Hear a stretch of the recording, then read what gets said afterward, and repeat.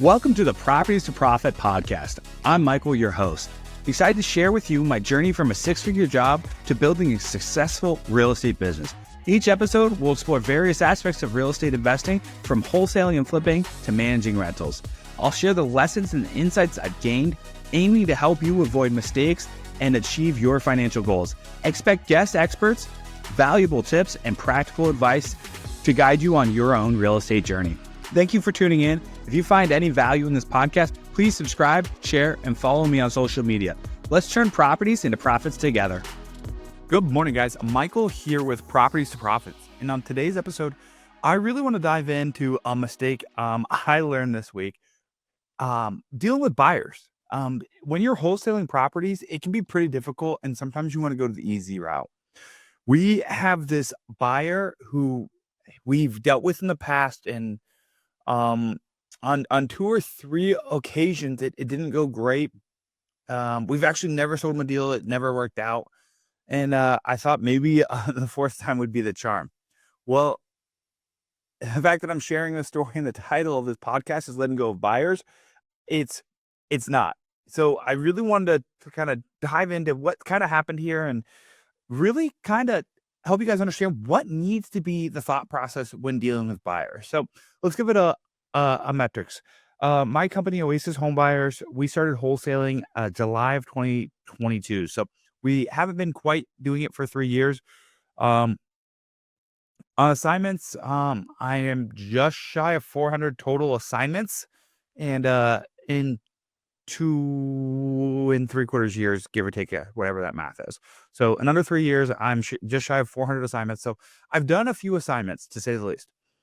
And just looking at those, I've done over, I've had 220 people, different people close deals with me, or companies. Some of them are the same buyer, and they might have 3 or 4 companies, depending on who the buyer is. So let that shake out.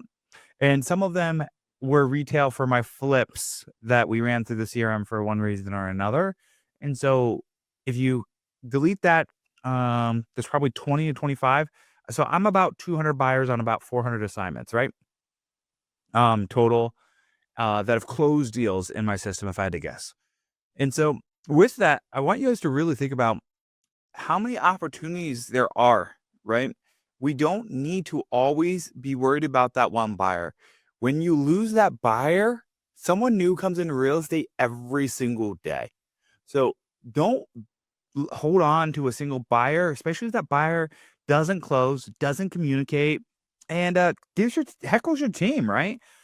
This particular buyer that I'm speaking of, on the first 2 occasions, he signed the agreement, never sent EMD, and we just moved on from it. He was the reason we actually changed our assignment contract to where once you sign it, you owe us our assignment no matter if you don't submit EMD.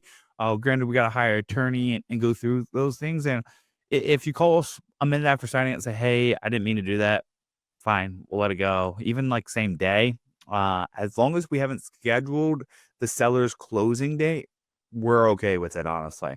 But the second we have EMD and we've scheduled the seller's closing date, you're paying us that full assignment at bare minimum. Because it's not fair to us or the seller to have a close date and then come closing day, the buyer doesn't show up. And so that's why they're working with us, because they like ease of transaction. They want someone to hold their hand from start to finish and overly communicate to them. And that's what my company, Oasis Home Buyers, can do. So this particular buyer had never submitted the EMD, just kind of ghosted us 2 or 3 times, and got all like pissy, for a better lack of words there.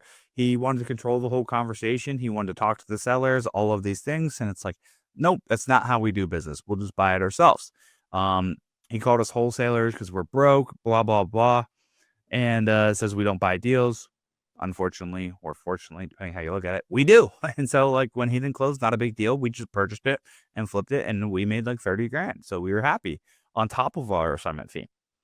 And so the third time ended up being, he ended up getting in touch with someone who worked with us, and another buyer had lost money on a deal, and it was because the buyer didn't know what he was doing, and he just started going off on my employee, saying this, that, and the other. And What he didn't know is that buyer lied to us. That buyer told us this was a deal that was going to be heavy rehab. It was a unfinished new build, right? And something seemed wonky.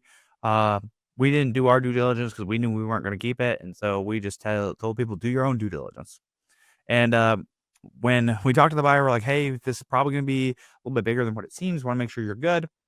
And that buyer's like, yeah, I've done 50 plus deals. I'm ready to go. Well, it turns out it was the second deal and he ended up losing a lot of money. This guy called us a couple weeks afterwards. It's like, hey, you guys should have never sold to someone like this, blah, blah, blah. So he got all mad about us. At that point in our CRM, I just said, hey, we're never going to deal with this guy, yada, yada, yada. Well, we had a deal that recently had come by. He made a somewhat of a good offer. And from my understanding, he actually closes deals, even though this is now the fourth one he hasn't closed with us. And he came through and made a offer, sight unseen, was happy with the pictures, all was good. If he would have done some more due diligence, he would have known it was ours.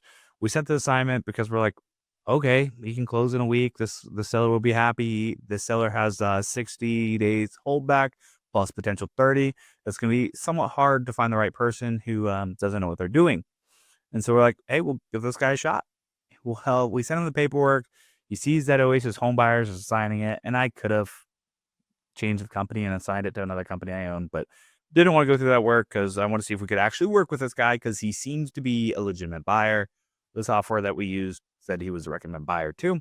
Well, as it turns out, he saw who we were and was like, no, I refuse to pay you guys, blah, blah, blah. And so the whole reason I share this story, guys, is if you've had a bad experience with a buyer and they want to run your name through the mud or anything like that, it's okay to let them go. You don't need them in your life. They need you. And I want you to realize new flippers and real estate investors come into the market every single day. There are hundreds of flippers, if not thousands of flippers in every market. There aren't hundreds of wholesalers doing 100 plus deals a year in every market. I think I know 3 or 4 in my Columbus market here, right? But I can name 10 plus buyers who do 100 plus deals, maybe 20 if I really thought about it, who do 100 plus buy and holds or flips or whatever that is for them.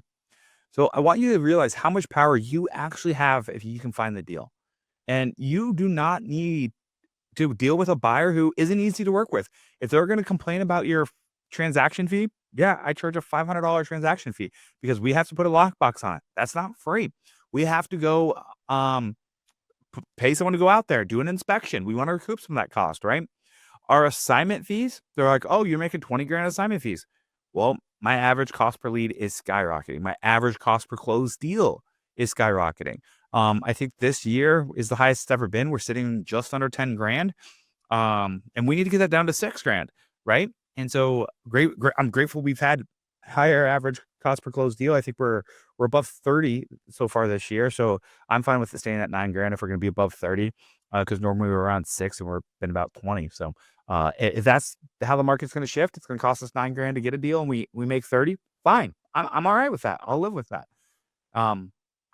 But what these buyers need to understand is we've got a business to run and we've got to be profitable, and we're having to do all the work to get the deal discounted. If they're not marketing or anything like that, they have nothing to lose.